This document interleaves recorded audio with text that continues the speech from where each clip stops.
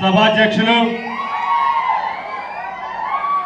ఉప్పాల రాము గారు, అలాగే మా ఇంటి ఆడబిడ్డ నా కూతురు సమానరాలు ఉప్పాల హారిక గారు, అలాగే పెద్దలు సింహాది రమేష్ గారు, చక్రవర్తి గారు, పేర్ని కృష్ణమూర్తి గారు, ఇప్పటికి వరకు మనం పిలవంగానే వచ్చి మన్ని అమ్మాయిని ఓదార్చకు వచ్చినటువంటి వనిత గారు కానీ, లేదా కళ్యాణి గారు కానీ, లేదా రాష్ట్రంలోని వివిధ జిల్లాల నుంచి వచ్చినటువంటి మహిళా కాంగ్రెస్ వైఎస్ఆర్ కాంగ్రెస్ పార్టీ మహిళా విభాగం బాధ్యులకి చాలామంది రీజనల్ ప్రెసిడెంట్లు వచ్చారు, అలాగే మేయర్లు వచ్చారు, విజయవాడ మేయర్ గారు వచ్చారు, మచిలీపట్నం మేయర్ గారు వచ్చారు, ఇంకా వస్తూనే ఉన్నారు. వైఎస్ఆర్ కాంగ్రెస్ పార్టీ కుటుంబం అంతా కూడా నీకు అండగా ఉంటుంది అని చెప్పని హారిక గారికి ధైర్యం చెప్పడం కోసం రాష్ట్రంలో ఉన్నటువంటి వైఎస్ఆర్ పార్టీ ప్రతి ఒక్కరు కూడా వచ్చి మీ పెడమొచ్చి ఆవిడకి ధైర్యం చెప్పేటువంటి రోజు నిత్యం జరుగుతూనే ఉంటాయని చెప్తూ, అట్లాగే వేదిక మీద ఆశీనులైనటువంటి వైఎస్ఆర్ కాంగ్రెస్ పార్టీ నాయకులకి మరి ప్రత్యేకించి నా ముందు కూర్చున్నటువంటి జగన్మోహన్ రెడ్డి గారి కుటుంబ సభ్యులందరికీ కూడా నా హృదయపూర్వక నమస్కారాలు తెలియజేసుకుంటూ, బహుశా 8వ తారీఖు అనుకుంటా పామర్లో మీటింగ్ జరిగింది. 8వ తారీఖు సాయంత్రం, క్షమించాలి, parliament YSR Congress party Machilipatnam parliament అబ్జర్వర్గా జగన్మోహన్ రెడ్డి గారి తరఫున పార్టీని ఇక్కడ బాధ్యతలు చూస్తున్నటువంటి జట్టి గురునాథరావు గారు కూడా వేదిక మీద ఉన్నారు. వారికి కూడా నా నమస్కారాంజలి తెలియజేసుకుంటూ, అలాగే 8వ తారీఖున మధ్యాహ్నం పామరు ఇవాళ ఎలా అయితే పెడల్లో జరుపుకుంటున్నామో 13వ తారీఖున 8వ తారీఖున పామరులో మీటింగ్ జరిగింది. ఆ మీటింగ్లో నేను చాలా సుదీర్ఘ ఉపన్యాసం ఇచ్చాను. ఎవరిని, ఏ వైఎస్ఆర్ కాంగ్రెస్ పార్టీ కార్యకర్తని రప్ప రప్ప అని అనద్దు, అనద్దు, అది సభ్యత సంస్కారం కాదు, అనబాకండి అని చెప్తూ, ఎందుకు అనాలయ్యా? మనకి కష్టం కలిగించాడు ఎవడన్నా, అవమానం కలిగించాడు ఎవడన్నా, దుఃఖం కలిగించాడు ఎవడన్నా, మన ఆస్తుల్ని ధ్వంసం చేశాడు ఎవడన్నా, మన నిలువు నీడ లేకుండా ఎవడన్నా మన ఇల్లు బద్దలు కొట్టాడు, అట్టు పెట్టిన వాడికి 10 అట్టులు పెడదాం, దానికి నోటితో చెప్పక్కర్లేదు, చేసే రోజు చేద్దాము అని చెప్పాను. నేను ఎవడన్నా నరకమని చెప్పానా? 8వ తారీఖు మాట్లాడితే 12వ తారీఖున తెలుగుదేశం ప్రభుత్వం దాంట్లో ఆ వీడియోలో చిన్న మొక్క కట్ చేసి దాన్ని వాళ్ళు డబ్బులు ఇచ్చి పోషించేటువంటి ఛానల్స్ అన్నిట్లో పొద్దున్నుంచి రాత్రి దాకా నా బొమ్మ వేసుకుని ఆనందపడ్డారు. పొద్దున చర్చలు, మధ్యాహ్నం చర్చలు, రాత్రికి చర్చలు. తెలుగుదేశం పార్టీ కార్యకర్తలతో రాష్ట్రంలోని మహిళలే కాదంట్లా, కాదే పచ్చ మహిళలతో నన్ను తిట్టించి రాష్ట్రంలోని మహిళలంతా కూడా ఆ పేరునాని మీద అగ్గి మీద గుగ్గిలం అవుతున్నారు. ఆయన బూతులు తిడతాను, బూతులు తిడితే నన్ను బూతులు తిట్టించి పెడతాం. నేను ఏమీ అనకుండానే తెలుగుదేశం పార్టీ టీవీ ఛానల్స్ అన్నింటిలో కూడా నేను తల నరకం అన్నానని, చీకట్లో నరికేసేయండి అని చెప్పి అన్నానని చేస్తున్నారు కదా. రండి కైలానీల్ గారు, స్కూల్కి లేటుగా వచ్చారని. నేను ఒకటి, ఎవడెవడైతే ఈ తెలుగుదేశం పచ్చ ఛానల్స్ ఉన్నాయో వాళ్ళకి, ఎవడెవడైతే తెలుగుదేశం పార్టీ ముసుగులో నన్ను ఇష్టారాజ్యంగా మాట్లాడాడో చూడండి. పోయి ఏం చేసినా ఎవరు అడగలేరని కాదు, సైకోలు అంట. దీనికి ముందు వీడియో చూశారు కదా, ఎవడా గుడివాడలో ఆ రకంగా ఆడపిల్లని అవమానపరిచి పచ్చి బూతులు తిట్టి కారు బద్దలు కొట్టి చంపటానికి ప్రయత్నం చేసిన వాళ్ళని సైకోలు అంటారా? మన్ని సైకోలు అంటారా? సైకోలందరూ మీరైతే ఇవాళ సైకోలు రాజ్యం వెళ్తుంటే ఈ రకంగా మాట్లాడతారు. మళ్ళీ ఇంకా మిగతా ఏనంటారు, ప్రతిపక్షాలపై దాడి చేస్తున్నావు, ప్రజాస్వామ్యంపై దాడి చేస్తున్నావు.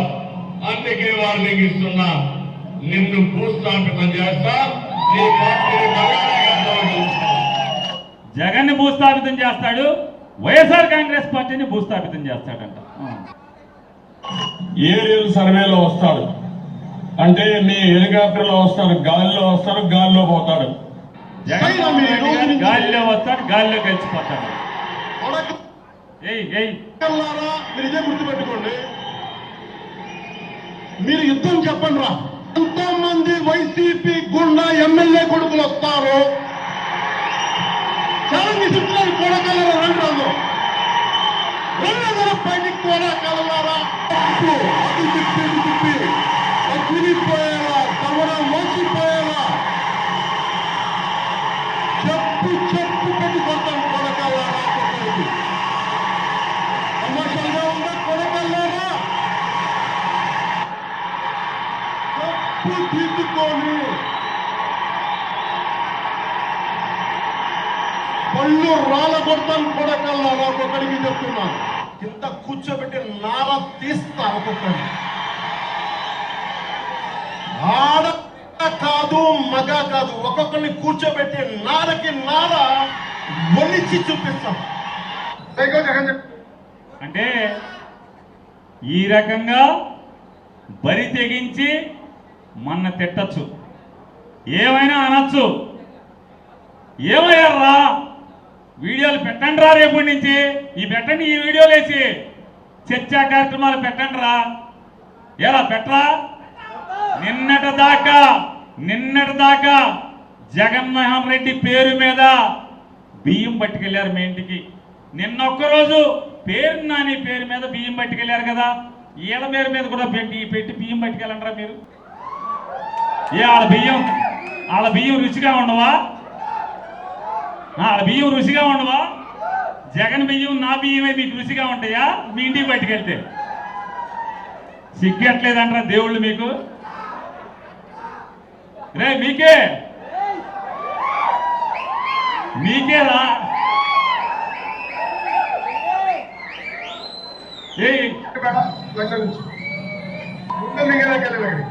అయ్యా అతనేమంటాడు?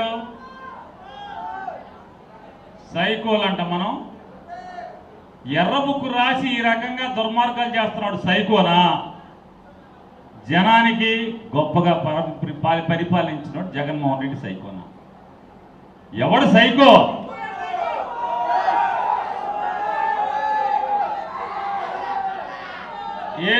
ఏమంటాడు? కాదు, గుడ్డ లోడ్ తీస్తాడంట. అది కూడా అన్నాడులే, గుడ్డ ముందు గుడ్డలోడు తీసి కట్రాయల మీద రావాలంటే గుడ్డలోడు తీయాలి కదా. ఇంకోటి లేదు, ఇంకోటి కూడా అన్నాడు, మేము గెలిచిన తర్వాత గన్నవరం వంశీని ఉచ్చపోయిస్తాను అని చెప్పాడు. పోనీ జగన్మోహన్ రెడ్డి గారు దిగిపోయిన కాడి నుంచి ఇప్పుడు అన్నోడు వాళ్ళ నాన్న ఎక్కిన కాడి నుంచి వంశీ పోనీ హైదరాబాద్లో ఉన్నాడు అనుకోండి, 5 నెలలు బెజవాడ జైల్లో ఉన్నాడుగా. రోజు వెళ్ళి పోయించావా జైల్లోకి వెళ్ళి? 5 నెలలు రోజుకి వెళ్ళి జైల్లోకి వెళ్ళి పోయించావా అని అడుగుతున్నా. ఎందుకు పోయించలా? మాట మీద నిలబడవా?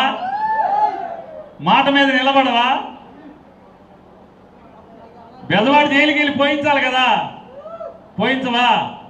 ఊరికే మైకుల ముందు పోయిస్తారా? వస్తున్నాడు మరొక 3 నెలలు, గుడివేడలో అడుగు పెడుతున్నాడు ఆరోగ్యం బాగు చేసుకుని. ఎవడొస్తాడో రండి రా కట్రాయి మీద నడిపిస్తాకి, ఎవడొస్తాడో కట్రాయి మీద నడిపిస్తాకి. గుండె ఆపరేషన్ చేయించుకున్నాడు, అన్ని సరి చేయించుకున్నాడు, ఆరోగ్యంగా మరొక 3 నెలల్లో వస్తున్నాడు. వచ్చాక ఎవడొస్తాడో రండిరా అండర్వేర్ మీద నడిపించండి, చూస్తాం. కట్రాయి మీద నడిపించండి మీరు.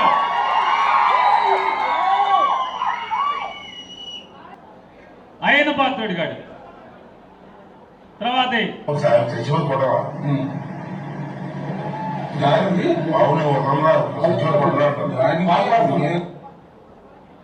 ఆ తాడేపల్లి ప్యాలెస్ దత్తమ్మకి చెప్తా ఉన్నా, అరే బోషడికే ఈ డిబేట్లు ఎట్లా అంటున్నా.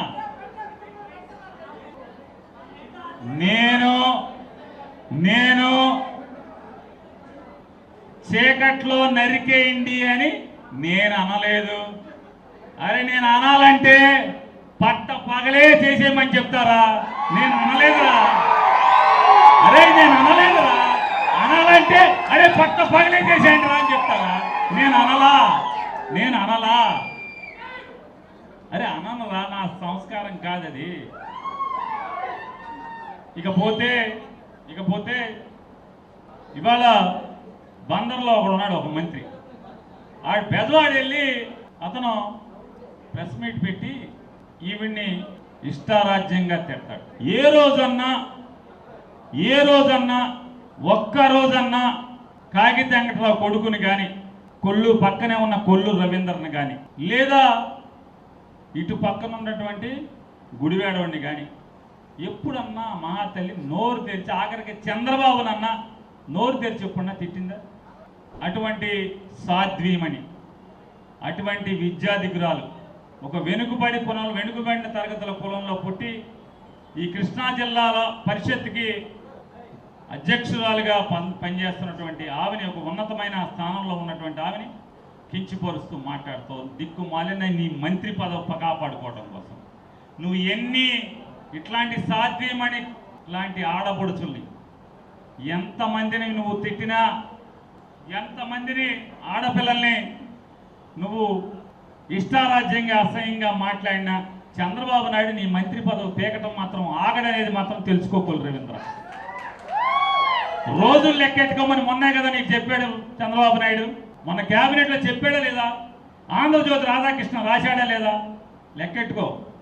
నువ్వు నన్ను తిట్టి, ఉప్పాల రాముని తిట్టి, బంగారం లాంటి తల్లి ఉప్పాల హారికని తిడితే, అరే మీ అందరికీ చెప్తున్నాం, ఒక అమాయకురాలైనటువంటి, ఒక ఉత్తమరాలైనటువంటి, వెనుకబడిన కులానికి చెందినటువంటి ఒక ఆడపడుచు పెట్టుకున్న కన్నీరు మీ మూలంగా, పచ్చ సైకోలు మూలంగా ఆవిడ కంట్లోంచి నేల మీద పడినటువంటి ప్రతి కన్నీరు మీ పచ్చ సైకోళ్ళగాళ్ళందరినీ కూడా ఇంటికి పంపించడం ఖాయం అనేది కూడా నేను ఇవాళ మీరు రాసి పెట్టుకోమని చెప్తున్నాను. ఇవాళ ఏం మాట్లాడుతున్నావు? ఈ సొల్లు రవీంద్రనోడు ఏం మాట్లాడుతున్నాడు? అన్నం తింటలేదా అని. ఓ రవీంద్ర, మేమందరం ఉప్పాల హారిక, రాము, మేము ఇక్కడ కూర్చున్నటువంటి ప్రతి జగన్ కుటుంబ సభ్యుడు అన్నమే తింటున్నారా బాబు, అన్నమే తింటున్నావు. కానీ నీ బతుకు నువ్వు అన్నం తింటల్లా, బ్రాందీ షాపులో పావలా వాటాలు తింటున్నావు. ప్రతి బెల్ట్ షాపులో సీసాకి రూపాయి తింటున్నావు. సీసాకి బెల్ట్ షాపులో అమ్మి సీసా మీద బ్రాందీ బుడ్డి మీద రూపాయి తింటున్నావు. ఇదొక్కటే కాదు, బందరు సముద్రం మొత్తంలో ఉన్నటువంటి సముద్రపు మట్టి అంతా తింటున్నావు. లంకపల్లి రేవులో ఉన్న గండ్రెసకంతా తింటున్నావు. నువ్వు అన్నం తింటల్లా. తోట్ల వల్లూరు రేవులో గండ్రెసకంతా తింటున్నావు. నువ్వు అన్నం తింటల్లా. చేపల మార్కెట్లో నీ సొంత అన్న కొడుకుల్ని మోసం చేసి ఆ స్థలం తినేశావు. అన్నం తింటల్లా నువ్వు ఆ స్థలాన్ని, అలాగే ఒక అమాయకుడైనటువంటి పిచ్చి కాపోడి స్థలాన్ని దొబ్బేసి, లంకిశెట్టి వాళ్ళ స్థలం దొబ్బేసి, ఆ నీ అన్న స్థలం లంకిశెట్టి స్థలంలో మెగా కృష్ణారెడ్డి పోర్టు కడుతున్న సిమెంటు కాంక్రీటు తినేసి నువ్వు డాబా పెద్ద కాంప్లెక్స్ కంటున్నావు. నువ్వు అన్నం తింటల్లా. బందరకోటలో ఉప్పుడికి 9.5 ఎకరాలు, ఎకరం 2 కోట్లు పెట్టి కొని ఐస్ ఫ్యాక్టరీ కడుతున్నావు. అన్నం తింటల్లా, ఐస్ ఫ్యాక్టరీ తినేసావు. నువ్వు అక్కడ అన్నం తినకుండా ఇంకొక ఫ్యాక్టరీ కడుతున్నావు. నువ్వు అన్నం తినకుండా స్థలాలు వ్యాపారాలు కోట్లు నోట్లు తింటున్నావు. అన్నం తింటల్లా కొల్లు రవీంద్ర. మేము ఇక్కడ కూర్చున్న ప్రతి ఒక్కడు నికాల్సిగా అన్నమే తింటున్నాం, వండుకు తింటున్నాం. కానీ నువ్వు అన్నమే తింటున్నావు. అరే నీది దిక్కుమాలిన బతుకురా. అన్నం తినలేకపోతున్నావు, డబ్బే తింటున్నావు, లేదా మెగా కృష్ణారెడ్డి కాంక్రీట్ తింటున్నావు, బ్రాందీ షాపుల్లో పావుల వాటా తింటున్నావు, బ్రాందీ షాపుల మీద లైసెన్స్ ఇచ్చి డబ్బులు తింటున్నావు, గవర్నమెంట్ కొనే ప్రతి సీసా మీద సారా సీసా మీద డబ్బు తింటున్నావు. నువ్వు అన్నం తింటల్లా, నువ్వు బెజవాళ్ళు నువ్వు ఏం కొంటున్నావో, స్థలాలు కొంటి తింటున్నావో అన్నీ తింటున్నావు. నేను ఒకటే నిన్ను అడుగుతున్నా, నువ్వు అన్నం తింటలేదనే దానికి, నువ్వు అన్నం తింటల్లా ఏం తింటున్నావనే దానికి నేను ఇప్పుడే ఒకటే అడుగుతున్నా. 2024 మే మాసంలో ఎన్నికల కమిషన్కి ఇచ్చినటువంటి నీ అఫిడవిట్లో నువ్వు నీ శ్రీమతి కలిసి నీ సంవత్సర ఆదాయం, ఇప్పటి వరకు నీ ఆస్తుల విలువ, సంవత్సర ఆదాయం ఎంత ఇచ్చావు? ₹1 కోటి కూడా లేదు కదా. ఎన్నికల కమిషన్కి ఇచ్చినటువంటి అఫిడవిట్లో ఎన్ని లక్షలు ఉంది? ఎన్నికలు అయిపోయినాయి, 100 రోజులైనవి. తెలుగుదేశం పార్టీ ఆఫీస్కి ₹1 కోటి చందా ఇచ్చాడు చంద్రబాబు నాయుడుతో, నోటితో చంద్రబాబు చెప్పాడు. నిన్న కాక మొన్న కడపలో మహానాడు జరిగితే మహానాడులో ₹1,25,00,000 ఇచ్చాడు. ఎక్కడే? ఎన్నికల్లో ఎమ్మెల్యేకి గెలిచిన మంత్రి అయ్యే వరకు నీ ఆదాయం ₹1 కూడా లేదు కదా. మరి ఎక్కడే ఈ ₹2,25,00,000? ఎక్కడే? బందరకోటలో గుడి కడుతున్నావు, దానికి డబ్బు ఎంత? కొండరాళ్ళు 100 లారీలు వచ్చేస్తున్నాయి, కొండరాళ్ళు ఎక్కడి? డబ్బులు ఎక్కడి? బందరకోటలో అన్ని స్థలాలు కొన్నావు, డబ్బులు ఎక్కడి? కుర్తువెన్నులో 45 ఎకరాలు దౌర్జన్యంగా 200 మంది సైకోగాళ్ళని, గోండాగాళ్ళని తీసుకొచ్చి 45 ఎకరాలు తినేసావా, తినలేదా? నువ్వు డబ్బు అన్నం తింటున్నావా? ఏం తింటున్నావు? అంటే సరిహద్దులు కూడా, అంటే బందర్ చుట్టుపక్కల కూడా చాలతల్లా, కుర్తివెన్ను దాకా కూడా వెళ్ళిపోయావు. కుర్తివెన్ను వాళ్ళు ఉన్నారా ఇక్కడ ఎవరన్నా? నేను చెప్పేది అబద్ధమా? ఇవాళ రాబోయే రోజుల్లో నువ్వు అన్నం మానేసి తింటున్నటువంటి ప్రతిదీ లెక్కెట్టి ఖచ్చితంగా ఈ సమాజానికి, ఈ ప్రపంచానికి ఇవాళ నీ గురించి చూపిస్తున్న నీ టీవీ ఛానల్స్కి ప్రతి ఒక్కడికి ఛాలెంజ్ చేసి చెప్తున్నా. కొల్లు రవీంద్ర గెలిచిన దగ్గర నుంచి అన్నం మానేసి ఏం తింటున్నాడో ఆధారాలతో సహా మీ అందరికీ చూపిస్తున్నామంటాం. 6 నెలలకి మా ఊరు ఎమ్మెల్యే అన్నం మానేసి ఏం తింటున్నాడో కూడా మీకు సాక్ష్యాధారాలతో సహా చూపించబోతున్నామని కూడా చెప్తూ, ఇవాళ క్యాబినెట్లో, చంద్రబాబు నాయుడు క్యాబినెట్లో సగం మంది అంటున్నారు, అమ్మని ఈడు పెద్ద నటుడు రా బాబు, తండ్రిని కొడుకుని ఇద్దరిని పట్టేశాడు, ఈడు మహానటుడు అంటున్నారు. మేమంటలా, కుర్చీల్లో నీ క్యాబినెట్లో నీ పక్కన కూర్చునేటువంటి నీ మంత్రులు బయట సెక్రటరియట్లో మాట్లాడతారు. అమ్మని ఈడు చూస్తే మామూలుగా అసలు ఏం మాట్లాడకుండా ఇట్లా రోబోలాగా వెళ్ళిపోతుంటాడు, నవ్వడం, కోపం కూడా చూపించడు. ఆయన వీడి దగ్గర ఎన్ని కళలు ఉన్నాయి రా బాబు, ఇంత పెద్ద నటుడని ఈ రాష్ట్రంలో ఉన్నటువంటి సగం మంత్రులు సెక్రటరియట్లో అందరితో ఇదే మాట మాట్లాడతారు. ఈడి నటన ముందు ఎవడో సాలరా బాబు, ఈడు అసలు మామూలుగా చంద్రబాబు నాయుడు కొడుకుని ఎమ్మ పట్టేశాడు, అసలు మన వల్ల కాదురా బాబు అని చెప్తారు. ఇవాళ ఇదొక్కటే కాదు, ఇవాళ ఇతని నటన ఇదైతే ఇంకా రాబోయే రోజుల్లో చెప్పుకోవాల్సినవి చాలా ఉన్నాయని చెప్తూ మనందరం ఎదురు చూస్తున్నాం. మన ఆడపడుచు తనకి జరిగిన అవమానం గురించి, తనకి ఏ రకంగా మానసికంగా కుంగతీసి ఇవాళ ఎన్ని తప్పుడు మాటలు మాట్లాడినటువంటి